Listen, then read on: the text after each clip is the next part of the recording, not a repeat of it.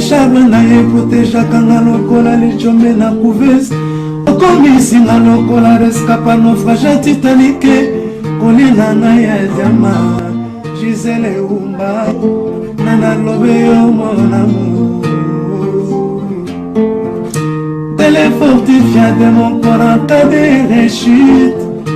Alina kana bondela kailo kola bébé ya moi. Ekila monena pesa kinga ngumia suaye teo. Parce que nzoto na ye pete pete lokola na malemba. Kolina na ya diama Gisele Umba Nana troublé mon amour. Merci Gisele Umba Diamant noir. Très chers amis, bonjour, bonsoir, ça dépend de tout le bakana. Ernini Bokota, la Gisele Umba, Diamant Noir TV Nabino, servante au Tolobarabosa, na Katia antenne, il y a liberté d'expression. Avec qui Gisele Umba, beau s'abonner, et puis merci na babonné nous sommes namokili mobimba et si quand nous surtout au bolandara Gisele Umba. Les lots à Paris, Toyambi, Mosali Nanzambe moko placide de Jésus en même temps combattant résistant. Bundeli Mboka Aouti Hollande.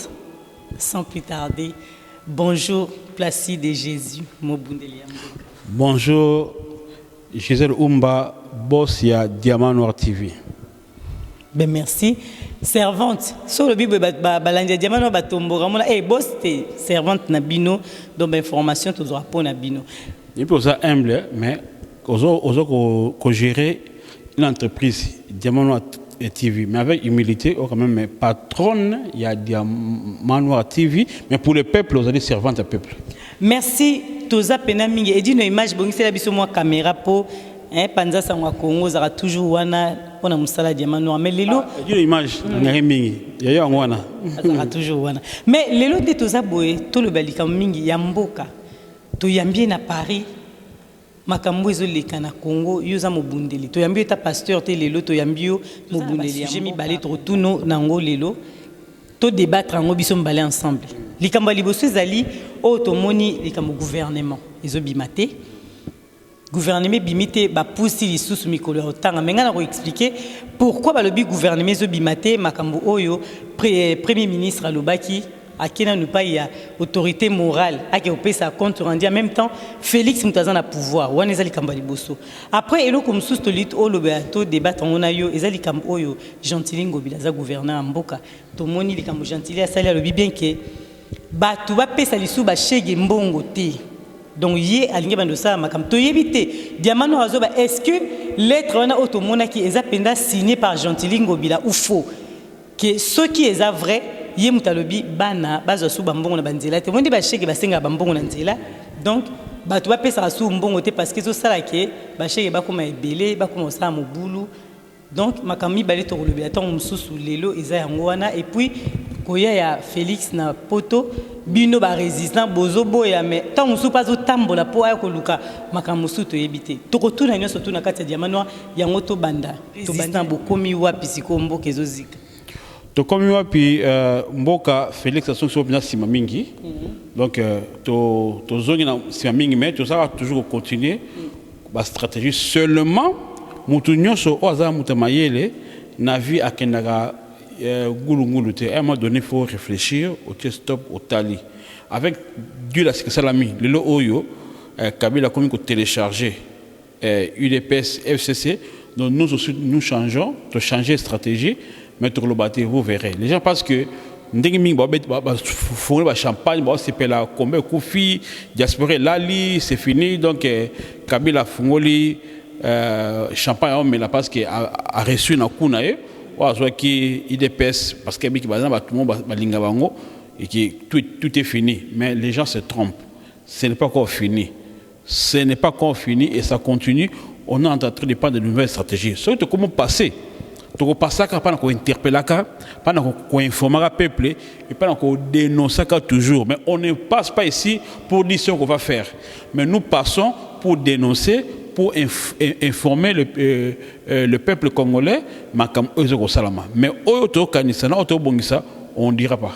Mais mobundeli ya mboka yo to tuna yo ozo soutenir mboka na biso na sima ya nani po lelo ekoma bamisusu bazali batu ya fachi bamisusu bazali batu ya UDPS bamisusu batu ya cash bamisusu batu ya FCC bamisusu baza batu ya Lamuka bamisusu soutien ya Martin Fayulu yemoko bamisusu pe Moïse Katumbi yo sikoza côté ni nga za côté peuple donc soutenir Congo na sima peuple parce que peuple nde azali mukonzi parce que peuple nde moko nga sona côté bato tout ça au moniona mingi bato va respecter le peuple au moins peuple qui va voter mais va respecter opinion a été va respecter voix peuple été biso côté peuple total la température il y a Congo qui veut le peuple au peuple lingui et tous ces gens tangi baza bandekologie congolais mais ming bazali ba opposant opposant politique période ils ont toujours accepté l'occupation parce qu'ils sont adversaires il y a ennemi occupant les étrangers au bazar la mboka na biso bazali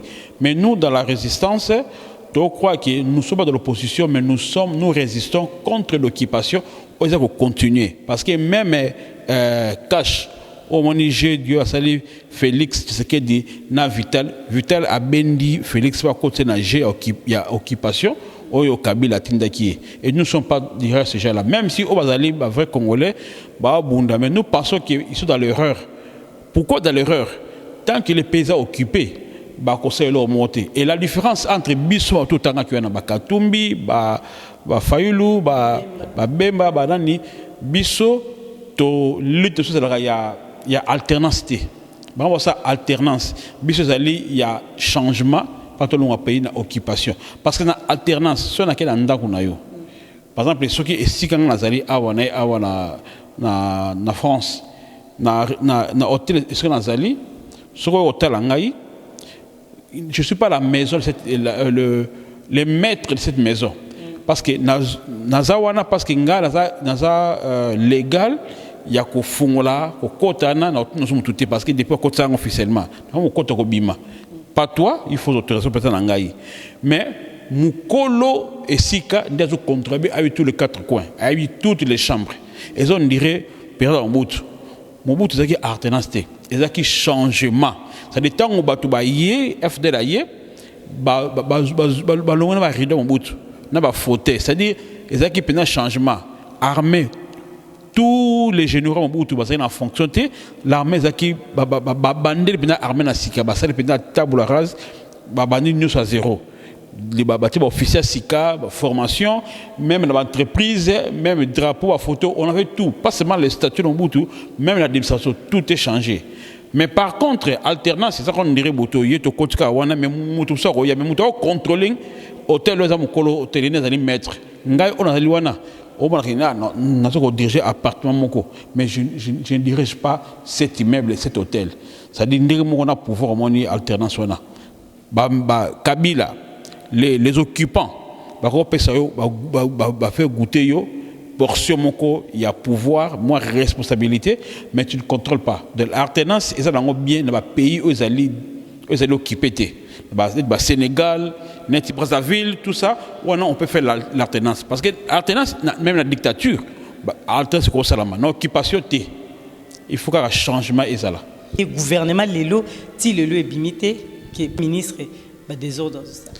D'abord, moi, tu as qui est en occupation, moi, je dis preuve que tu es en occupation. Déjà, dans le gouvernement occupation, avant l'indépendance est égal après l'indépendance.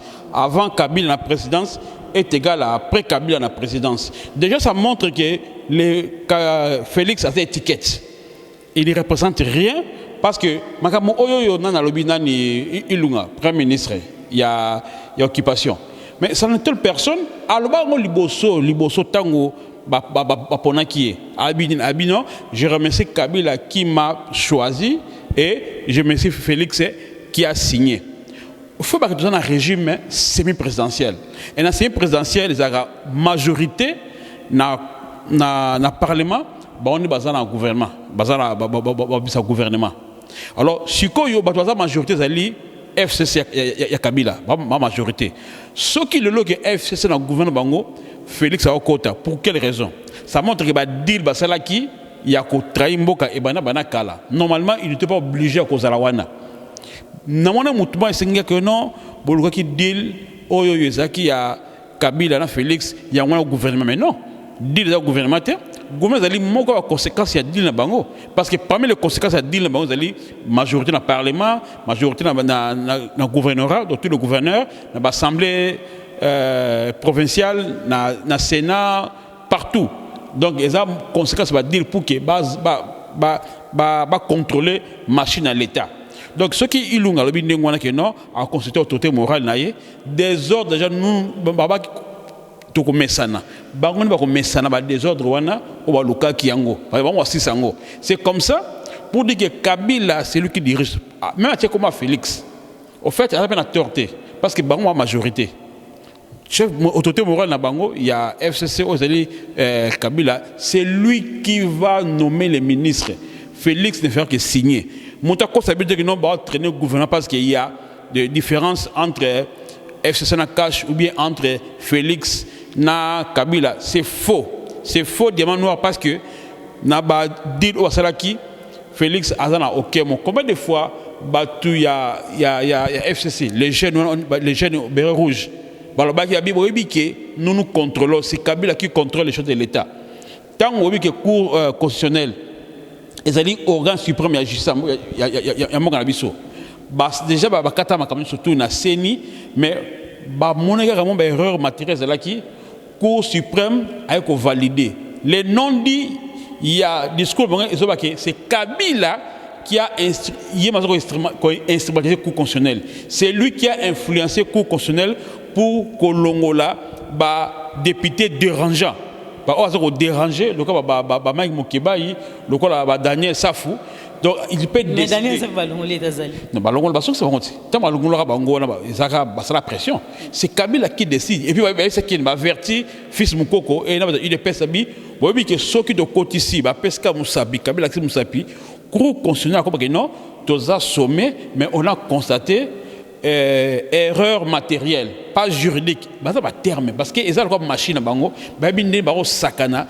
na machine à l'État ils peuvent toujours faire ça et bah changer mais bino elo konga na loba bino ba résistant tant bozo bunda lelo boboyi ke koya ya Félix na poto bolingité pourquoi boboyi ya parce que elo ko nde komora tuniango carte limitée papi les reformer la souka lobi ceux qui bino bozaki batu biso surtout ba peuple congolais to sanganaki to soutenir Félix pour attendre ngazana bokonzi wana biso to soutenir ye bomonite ke Kabila ngaki akende mais bino bokomika quoi attaquer quoi ceux qui vont soutenir Félix et c'est de fan ici Kabila bien Kabila a ponaki Félix parce que biki na UDPS na tribalité na bande ko tribu au ba soutenir Félix ba ko soutenir par masse na déjà homme de Dieu n'a pas oublié qu'il y a contre tribalisme mais batu m'a dit que non balba qui baluba cause pouvoir et il y a des gens qui soutiennent Kabila et Félix parce qu'il y a UDPS bien parce qu'il y a monté colonel ça nous le savons je n'encourage pas ça et na lingité mutu aboya Félix ka na école Félix pas na UDPS boya Félix peut-être papa va deal ou asali na Kabila papa politique naie papa bêtise ou asali mais ko boya Félix pas na école kolinga pas na koloté mais Kabila c'est ba jeu au asali on ba tuminga ba rwandais na Facebook ba ba kombo ba takasai pona ba mon ba lingi et ba jeu ba sali so tuni question na moi je vais dire une chose pourquoi toujours boya arrivé de côté melaye côté melé parce que biso batal bosso to banangote est-ce qu'on y a que UDPS wana o ya Félix Tshisekedi o papa Tshisekedi na période ya Zaïre tangu Mobutu a salaki ba bêtise ba salaki volontaire peuple té ba opposant ba na poto alors que premier ministre je pense que Ngunza a qui na poto pendant bien-être ya peuple pendant ko senga ba aide peuple za la biasa na nzala mais bango ba boyi mutalu ka bien peuple ba ko tellement ba kanga ba porte que bo soutenir ba ngoté et ça normal quand on est contre Félix to boy ko ya na ye cela ne veut pas dire que tout ça contre peuple té to lingité parce que il n'a pas d'avantage à peuple té bon to ça c'est Kabila qui contrôle on a papi le roi formule sur la carte illimitée to soutenir parce que to soutenir c'est une façon de soutenir Kabila indirectement parce que c'est Kabila qui gère tout banque, armée, il y a des Rwandais au hasard, on en a rappelé. Alors, au moins, la soutenir la Moutou, nous avons bien soutenu Maman Gisèle Oumba. Dans il y a des moments à TV, tu as l'intelligence, on maîtrise ça, on a le respect, on a le matériel. Alors, ceux qui ont contribué, par exemple, l'ordinateur, il est bien sophistiqué, dans le bureau, déjà, et qu'on botte à Marmébélé, ou qu'on vende ça, parce que même sans le colon, on a un travail. Mais on donne que ce qu'on a. Félix n'a rien, même le travail, il ne peut pas donner. C'est pourquoi les gens, il n'a pas un travail à donner. Il ne contrôle pas, il n'a pas la maîtrise des choses. Mbala bateau, ridiculiser bango. Et là, au moins, au moins, tu as ça qui fils Mukoko. Nani Kabuya, secrétaire de Bango. Est-ce qu'il y a un FCC? Est-ce que tu as un problème à Bango? Ou rien? Parce qu'ils ont peur. C'est la vérité. Les fils Mukoko, les innocents, les pauvres garçons, ils ne connaissent rien, ils n'est pas à la page. Makaboun, Kabuya, il y a la vérité dans la Kationa. Nani François Mwamba. Il y a la vérité dans la Kationa. Au moins, tu as Félix a prêté serment. Tellement Kaboun, il n'était pas heureux. Il y a un maman Nangambo, maman, Félix va salir. Mais un jour, tu vas tout dans la cas. Tu vas tout là parce que vérité des urnes. Mais na mandat au réel bosso, bah non pour vérité des urnes. Pour le aboyango. Na ba 90, bah qui n'a pas terminé au pouvoir. T'as bah qui n'a poto. Il y a un terme là-bas. Il paraît bah qui va les 16. Mais sur les 16 bah y peuple est tellement pour qu'il bat, on va soutenir. Le Congo n'appartient pas aux Américains, le Congo n'appartient pas aux Mindélé, le Congo appartient aux Congolais. Soit les 16, il va voir nous, tu vas mélayer. Et garde, tu vas mettre en garde, tu vas imposer ma Mindélé. Mais nous avons des problèmes. Montrez-nous que vous n'êtes pas hypocrite. À peine, quand même pas 6 mois, vous recevez Kabila ici. Qui a un faux diplôme, il a échoué. Vous et l'Église catholique, vous les recevez. On n'est plus, tout ça soit zobaté. Tout ça soit une période, époque colonialité. On a ouvert les yeux. Ceux qui vont salir, nous comprenons que les gens qui sont qui n'est pas police, pas imbalé. Ceux qui sont police, c'est comme si les Américains vont soutenir les Européens. Mais ceux qui moi je préfère les Américains. Il est venu aux États-Unis. Il n'a pas été reçu officiellement par les autorités américaines. Voilà, mais ceux qui ont belge ou français, nous allons comprendre que vous êtes hypocrites et c'est vous qui nous tuez et vous ne nous aimez pas. Vous n'aimez pas le Congolais, vous aimez peut-être la RDC. On a besoin des amis des Congolais, pas les amis de la RDC. Voilà. Ok, merci. To komito lekina likamususu oyo. Musuto lo balikambu Gentilingo bila wazali gouverneur pardon abi gouvernement désolé wazali gouverneur lelo makambo alobi pona bashege na analyse na yo biso ba peuple congolais tango ba garçon na bayaka bazolela pour souffrance et l'équipe bazosinga ba mona nzela soki yango na lobi bien diamant alobi na affirmer te si c'est vrai parce que to moni document wana signature wana Gentilingo bila mais est-ce que yepena muta signer soka signer yango na analyse na yokolo baneti nini eza bien ko boya bataka bela ba chegeto eloko wana saiza mabe bon nga ça bien commenter ba fake news te na yebité et véracité nango nga ko baté parce que même lettre vraie même lettre d'aller fausse on a la signature ba signer donc mais seulement tu as prudent il faut te prévenir chose ils allaient vrai et zo la ça qui monter ma na bango les autorités sans cœur les autorités d'occupation sans cœur. Mais banane bala producteur ya bachege. L'exportateur et le producteur ya bachege. Ce sont les autorités. Tous les chege ba comment bachege par volonté parce que ming bazana ba parents na bango o ba kufa o ba boma et puis ba parents o bazani misala on a tué le Congo sur tous les plans. Les tissus économiques ils ont déchiré. Et les parents sont incapables, ils ne sont pas à la hauteur, il y a tâche de bango, et c'est que ban ami bakei. Et ban wana mingi baza utilisé, ata ban abasi bachege abasi. Ce sont les autorités qui savent au abisa ban wana. Moi je pense que meilleure façon il y a ko aider bachege, c'est de créer ba centre. S'ils ont le moyen créer ba centre pour garder bango, ba centre à rééducation, à formation, ne ba permettre ngesa il y a musée Laurent de Kabila et puis ko luka ko pesa misa na mboka. refuser parce que moi chèque open à sa parenté bolingi aide na été ce que solution aujourd'hui moi je pense que ngaso ne ko critiquer na lobby na pesa idée na bino dans ça contre arrivé ndenge babanda opanza ba marché liboso ba pandi ba marché mais non ba bongisi ba maman ne sikati mais basi ba pandi voilà c'est ça et ça montre ça bazana souci à peuple té ngala bango bo moi ma Congo j'ai toujours dit ça mais maman mona hoteka makala maman hoteka ba mapana. Cette affaire lui concerne. Ce n'est pas seulement affaire, il y a gouverneur, il y a autorité, il y a opposant, il y a occupant, il y a combattant, résistant, passer. C'est pour tout Congolais. Chercher à. Il y a qu'on pèse votre misala, il y a qu'on pèse votre moyen qu'on luka. Au moins que ma campagne est cause là. Net papa. Je ne peux pas rappeler à mon enfant. Moi aussi papa, m'écoutez. Moi aussi pasteur, écoutez. Non. Qui passera l'angaï, mais qui papa dans son salon bien, je ne peux pas réparer. Moi, on comprend que notre autorité est normale. Mais l'autorité est bafouée parce que vous avez bafoué le peuple.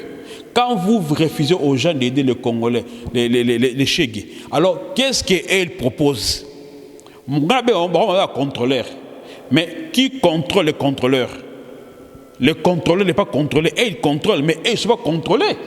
Ces enfants-là, beaucoup sont les malheureux, les orphelins. Je sais qu'il y a des cas vérifiés parce que parmi les chèques, il y a des bandits, il y a des voleurs. C'est pourquoi je dis. Mais pourquoi commis va voler? Il y a un habité. Comme ça, là, ils c'est dans le bien des gens. Donc, parents koufi, mais c'est des alités, classe des ali bien malongaté. Donc, beaucoup plus minerval. Ban maza est capable ya ko foutre minerval ba parents est capable ya ko sunga bana refuser aux gens d'aider peut-être dire que ko pesa ba chege mundu qui dembeli surtout kangi want to comprendre mais ko aider mutu atana poto ba ida totalement to keninga na mutu moko monter au parking voiture il demande l'argent les pauvres sont partout les indigents sont partout on nous refuser mutu ma beti bo peksa batubu parce que vous refusez aux gens d'aider les pauvres malheureux, les enfants, où est le mal? Non, ce sont eux qui encouragent les chèques parce que Bazali, côté discipline, Bazali, côté sa misalate, Bazali, côté sunga peuple, Bazali, côté trichant l'élection, et les chèques qui trouvent qu'il voilà, il y a des désordres dans Mboka. Batia ordre, soit tu ordre le pays, les choses vont s'arranger facilement, automatiquement. Ok, tu comme pena ko chité parce que zaki le komoto to le donc les 16 ce qui est confirmé qu'il y a to ben on surtout au télémélaye. Donc des abos to comme penza na suka émission auto baki to tout no ma question mi baleza qui tellement important analyse na biso zaki mingi makambona mais to ngi to lo ba ndekwana oyo alobaki ke likambo ya Félix Tshisekedi o azali président siko na Congo. Et là, comme nous avons bâti ça qui n'a moins souka pona, y a un pesa mot de la fin. Alors biboye, ce qui peuple congolais, est-ce que azomona ki Kabila makambo nyoso azokanga ba makambo nyoso tout pona ye ba tout o tozomona na Congo quoi. Ils a toujours pona ye. Ce qui ndenge Kabila azokanga ngo, ezaki po Alex ba peuple congolais qui lokola Félix azamona mboka. Ce qui a tiqué les libertés, peuple azasima Félix et ya ozana mointe. Nous sommes coincés et nous sommes Mamboka. Yango, azosala nko po bino bolinga Félix. C'est un bino bozo ba ke tolingi Félix te, tolingi Félix te peuple congolais zo boya Félix et yé azosa tout po asala azonga lisusu na ebonga wazaki nango. Donc eza pe ngona mot de la fin. Est-ce qu'il analyse wana sali eza une piste na condamné te azama information na ye mais moi je pense que Kabila zolingane batwa linga Félix parce que quand on linga Félix bo sala bo kanga misu na balinga ye Kabila pas avant de bien il faut que les gens aiment Félix comme ça bato avant na calme et pas avant na calme lui il travaille na couverture à Félix parce que vous avez dit un mois Namboka je veux dire une chose hein? Nous ne cherchons pas mon Namboka parce que même période il y a Kabila tant azalaki na présidence il y avait Souba Namboka azalaki na les premiers ministres tout le monde Bruno Tshibala Badi Banga et les mains de ce sont les Banamboka mais on a besoin d'un fils du pays conscient on a besoin d'un Moutou Félix Batiwana qui Mouta nommé parce qu'il n'a pas gagné les élections malgré nous on n'a pas soutenu les élections il n'a pas gagné tout ça quand même sincère congolais tout en a mis tout vraiment vérité que non, il n'a pas gagné. C'est Martin Fayulu qui a gagné. Je ne suis pas de la Mouka. Je dis toujours, je ne suis pas de la Mouka. Bon, liberté d'expression. Quand Fayulu je ne suis pas contre lui, mais je sais que c'est lui qui est le président élu. Et mon tour à tour. Le bosso baki bien président élu et puis comment qui était ce qui est président élu le l'autre toujours bien appelé Martin Fayulu le président élu et c'est comme ça donc les fraudeurs parce que le oyo n'en ont regretté partir mon UDPS. Je ne crois même pas que famille toute la famille a ce qui est d'accord dans makam oyo Félix Asali ou bien tout UDPS ma fils mukwana banamike na UDPS bazo regretter. Mais mon peuple n'est pas là autour de question le baki peuple il peut pas peuple yo qui na soso qui na Congo ba aveugle peuple l'information n'est pas vraiment circulée ba bomba ba information ba chaîne les aller contrôler ce qui chaîne ngez liberté d'expression ba kangiango ba créer là ba problème au mana e kangami et puis wa de deux peuple ça comprendre makam sous mais ba ko niata peuple ko tout fait peuple pas le battre. Il y a déjà, mais les voix commencent à s'élever. Avant, les gens pensaient que les gens aimaient Félix par ignorance au début. Maintenant, il y a des journalistes et investigations, Diamant Noir TV, Yama Gisèle Oumba. Ça, c'est une investigation. Au moins, que même dans le cas il est personne, même dans les fascistes, comment changer. Comment changer, tout. À cause de comprendre que Ndeko Nabiso. Félix a bêti faux. Maintenant, on a présenté condoléances. On a perdu un homme de Dieu. On a biso et Paphras. Ou peut-être on vraiment, on a présenté condoléances dans toute sa famille. Mon personnage, je l'ai connu. J'ai été avec lui. Donc, j'ai beaucoup de respect. En principe, moi, vous voyez, je suis un ennemi, je suis un camarade. Hors terrain, hors Bonkili. Donc, il a été dans le Bélassurier, il a presté condoléances, il est parti, Dieu a voulu, fin à ses jours, et Koki Angwana. Donc, seulement que nous surtout les combattants, vous appréciez qu'il y a quinte. Merci. Ok, merci. Nabalandino surtout, il y a Diamano Alelo, Tolingaki, Bango ba résistant, Bazolo Bakara, Kaka condamné. Mais, solution, bino ba résistant, Batubatindi, Diamano Ratuna. Pour Diamano a molobeli a peuple ndé bolo babo pesa nga ba position mutaboy mutamutute Diamano musali na bino mutuna bino ya peuple congolais.